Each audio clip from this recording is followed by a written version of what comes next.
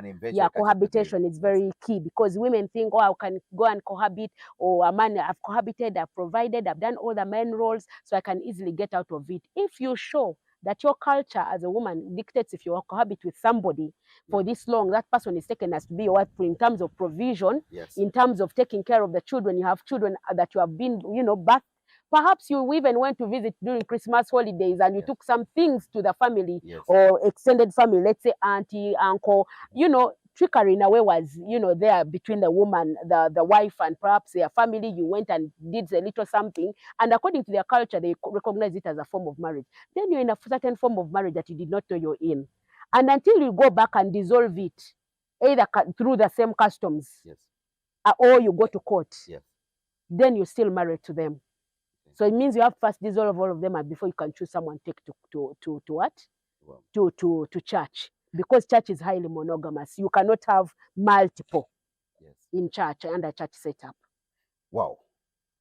At how many years do we consider to be a couple in cohabitation? Because I know this law was trying to come up to say that if you cohabit with somebody 15, 20 years, is it so? Something like that, you automatically become a wife. Is the law now saying that even if you have cohabited for 40 years, still you are not a wife?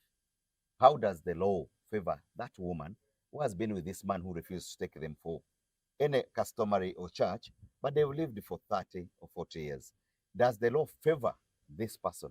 I think the law has been argumentative in that nature of cohabitation, because cohabitation varies, and the reasons vary too, because the scenarios vary. Your scenario is different from the other person's scenario. So you find yourself that it's very hard to say if you cohabit for these years, because you'll be limiting other people that probably have cohabited for less, calling them that they are not customarily married, even when someone did not introduce them. So it's a gray area that for me has not yet been outrightly addressed by court, that to say that if you cohabit for these years, you are wife. Other jurisdictions have. We have seen the US, what it has said.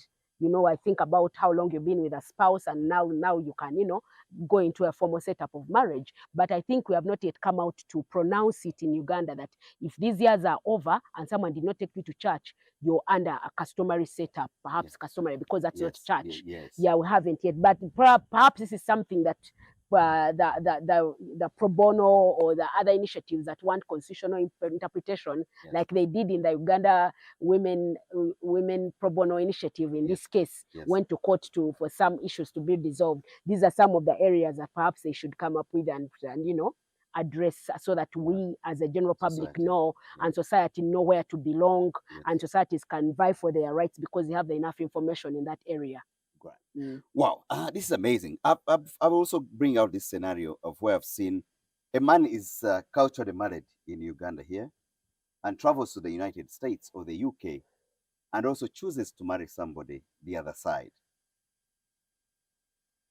I am in a civil marriage in the USA.